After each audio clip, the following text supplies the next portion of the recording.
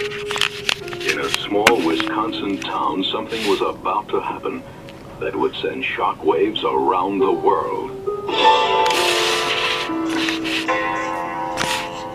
This is a trailer for the 1975 science fiction cult classic, The Giant Spider Invasion.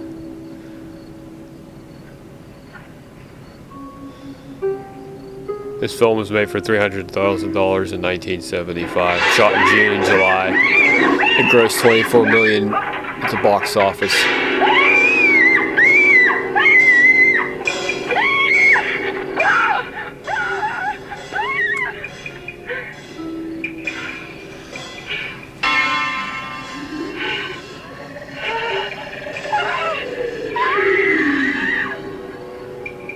Came from another world to destroy the Earth.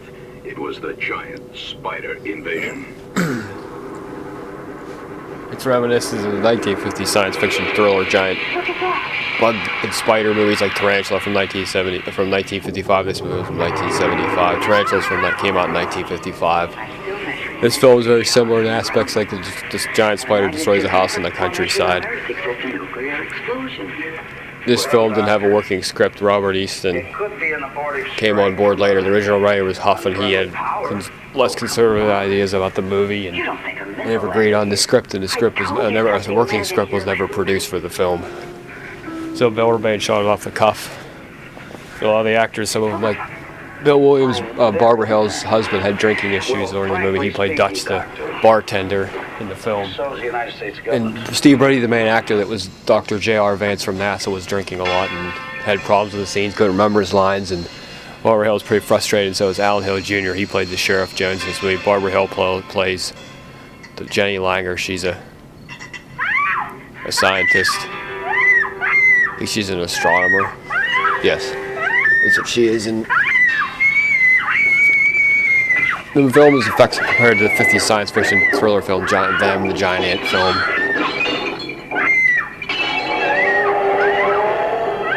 Bill Rebane himself cringes at the film, doesn't like it. He sees the defects as just the flaws in it. Why did I do this? I did this. That's just the way it came out. He wishes he could have did it better. Like he said, you can't change what you've done. It's here to look at forever. He said you have to have a good script and a good story. The delivery, the picture's another story, as he said in his interviews and commentaries.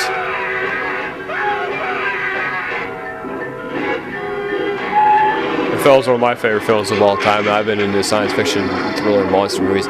It's because actually John repaired it because they knew they didn't have enough money for the spider effects, and they looked pretty good for what the budget was, $5,000 for effects. Bob Millay built the spiders. There's a few different ones, different sizes, a couple big ones for the scenes that they used, and they're hell-bent on destroying that beast. The crowd's beginning to take over. The spiders I thought looked pretty good for the budget. Heavy equipment, guns, tanks, anything.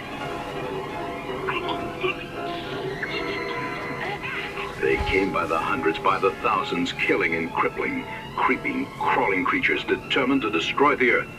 Could anything stop them? So it became a genre parody because they couldn't. Robert Easton said that, let's try this line and try this, and Bill, he winged it, and Bill let him do it.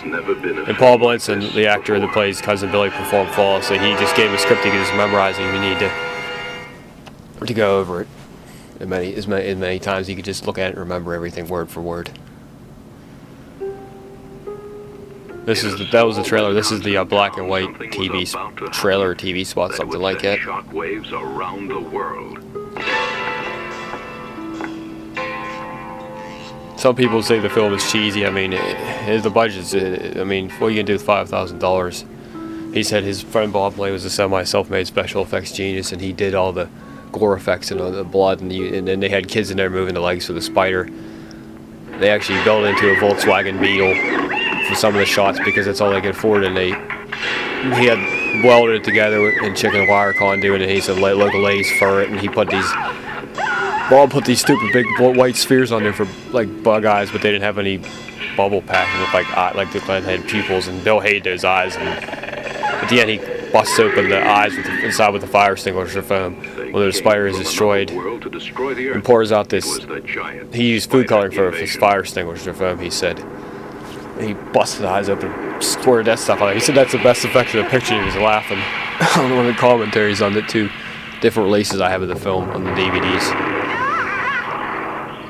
I'm still measuring an X-ray shower. There's a scene whenever they went up the hill and Barbara Hill and Steve Brady's character, Vance and Langer, the spider knocks him down. He said that Steve Brady was alcohol so level in that scene he thought he was going to pass out, he was going to lose him. Oh, come on. You don't think a missile landed here? I told you something landed here. Leslie Parrish is the guest star in this movie. She was a famous pinup actress and pinup model of the 50s and after. The original name is Marjorie Helen, but she did stuff in the late 50s and 60s. By the 60s, she changed her name to Leslie Parrish, which became her stage name. And Bill said she had a chip on her shoulders, like, what am I doing in Wisconsin making this low-budget picture? It's hot as hell. It's like freaking 100-degree heat. There's actually a scene where she fell in a cow pie, which is cow shit. And his wife worked on the film with him. His wife Barbara always worked with him. They had to clean that cost. She would wait for it to dry. They could use it for the next scene because she fell right in a fresh cow pie.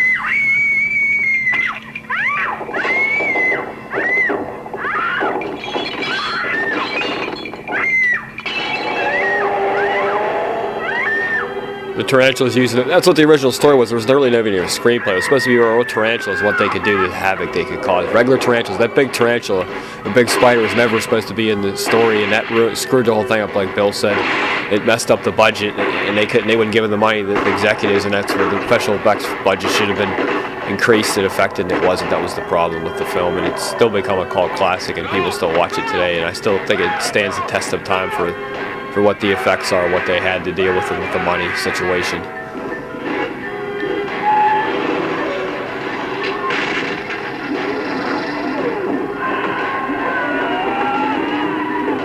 When I have an imagination, I get real into these films, and when the spider attacks the scenes and devours the one deputy at the end of the movie, it makes my hair stand up. It makes me, like, I call it the chills. I have this feeling through my body, like it just gets real intense, and I get real into it. I'm not afraid of these movies. I used to be afraid of zombies and gory zombies and corpses, but now it was always this, and now it's always this. Sometimes it's that, but now it's always this with these because I get real into it. I have an imagination. They came by the hundreds, by the thousands, this black and white killing and crippling. thing's almost over this TV thing. The next thing is another one. I think then there's a TV spot. Could anything stop? Or just a TV spot next. Another TV spot. This is a black and white TV trailer. Next is the TV spot. There's never been a film like this before.